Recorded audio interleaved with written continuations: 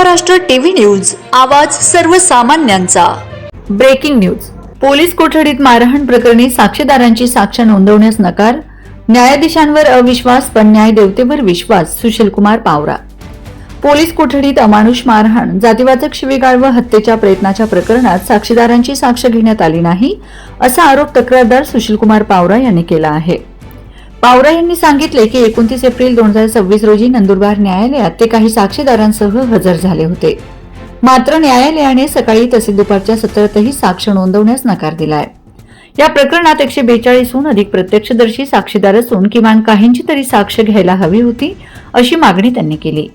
या प्रकरणातील आरोपी पोलीस अधिकाऱ्यांकडून दबाव टाकला जाऊ शकतो, पुरावे नष्ट होण्याची भीती आहे, त्यामुळे विलंब न करता साक्ष घेण्यात यावी, अशी विनंती त्यांनी केली आहे।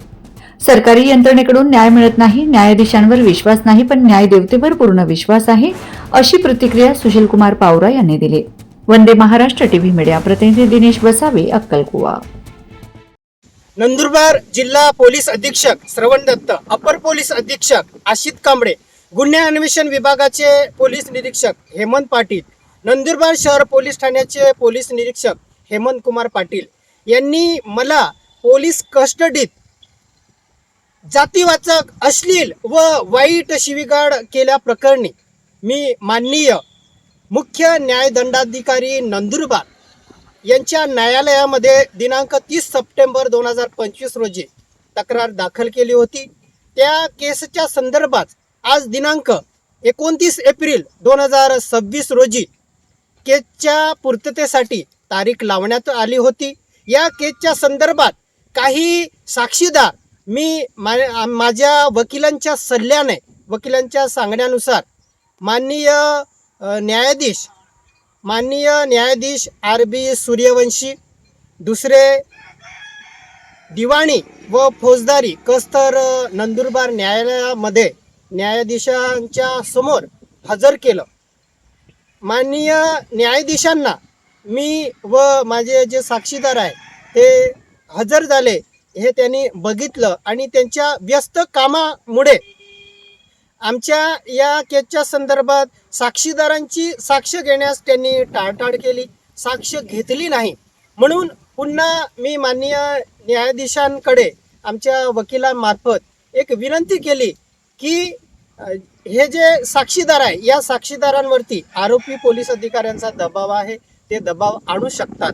आज पूर्णपणे साक्ष देण्यासाठी त्यांची तयारी आहे, म्हणून त्यांची साक्ष घेण्यात यावी अशी विनंती केली आणि त्याच्यानंतर त्यांनी आम्हाला दुपारनंतर म्हणजे 3 वाजेनंतर दुसऱ्या सत्रामध्ये साक्ष घेण्यात येईल असं सांगितलं। म्हणून आम्ही तिथं थांबलो आणि दुपारी 3 वाजेनंतर पुन्हा माननीय न्यायाधीशासमोर मी आणि साक्षीदार हजर झालो।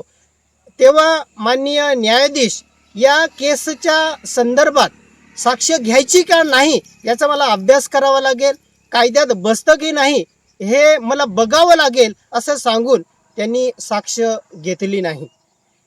या केसमध्ये माझ्यावरती जीवघेणा हल्ला झाला, माझ्या हत्येचा प्रयत्न झाला, त्याच्यानंतर माझ्या वडिलांची हत्या झाली। या केसच्या संदर्भात मेडिकल रिपोर्ट बदलण्याचा आरोपी पोलीस अधीक्षकसह या आरोपी पोलिसांनी प्रयत्न केला। त्याच्यानंतर खोटे व बनावट केसेस दाखल करून मला अटक करण्याचा प्रयत्न केला आणि सूडबुद्धीने पुन्हा ही केस दाबण्यासाठी 9 सामाजिक कार्यकर्त्यांवरती हद्दपारी सारखी असंवैधानिक कारवाई केली। ह्या सगळ्या गोष्टी माननीय न्यायाधीशांना माहीत असताना त्यांनी साक्षीदारांची साक्ष घ्यायला पाहिजे होती। त्यांना जर साक्ष घ्यायची नव्हती, या केसच्या संदर्भात दिनांक 29 एप्रिल 2026 ला जर काहीच कामकाज झालं नाही तर त्यांनी तारीख लावायला नको पाहिजे होती, आम्हाला बोलवायला नको पाहिजे होतं। माझा वेळ वाया गेला, साक्षीदारांचा वेळ वाया गेला। साक्षीदार शिक्षण, मजुरी, कामधंदा करतात, ते सारखे साक्ष द्यायला कोर्टात येणार नाही। म्हणून हे मला असं वाटतं की माझी ही केस कमजोर करण्यासाठी हा प्रयत्न सुरू आहे। आरोपी पोलीस अधिकाऱ्यांना वाचवण्यासाठी हा प्रयत्न सुरू आहे का अशी शंका निर्माण होते। सरकारी अधिकारी आम्हाला न्याय देत नाही, पोलीस अधिकारी आमच्यावरती खोटे गुन्हे दाखल करून आमच्यावरती अत्याचार करून राहिले. पोलीस आम्हाला न्याय देत नाही. एकमेव आमचं आशेचं जे किरण आहे ते न्याय देवता आहे आणि न्यायालयात ही न्यायाबाबत अशी आमची अपेक्षा भंग होत असेल तर आम्ही न्याय कुणाकडे मागायचा, आम्ही दाद कुणाकडे मागायची, हा प्रश्न निर्माण होतो. या केसच्या संदर्भात एकूण 142 पेक्षा अधिक साक्षीदार आहेत आणि यापैकी हे काही आदिवासी तरुण जे पोलीस पीडित तरुण आहेत ते स्वतःहून माननीय न्यायाधीशांसमोर साक्ष द्यायला आले. ही फार मोठी अभिमानास्पद व सत्याची बाजू आहे.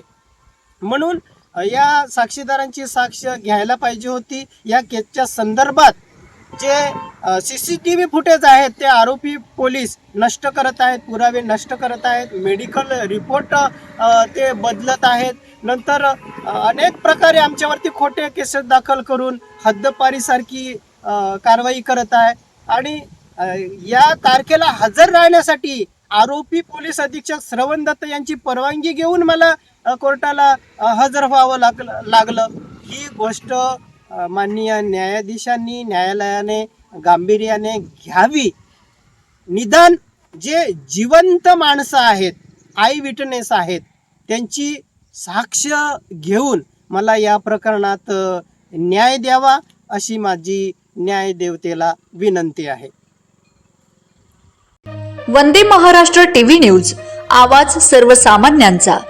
अशाच नवनवीन बातम्या पाहण्यासाठी आमच्या चॅनलला सबस्क्राईब करा, बेल आयकॉनला क्लिक करा.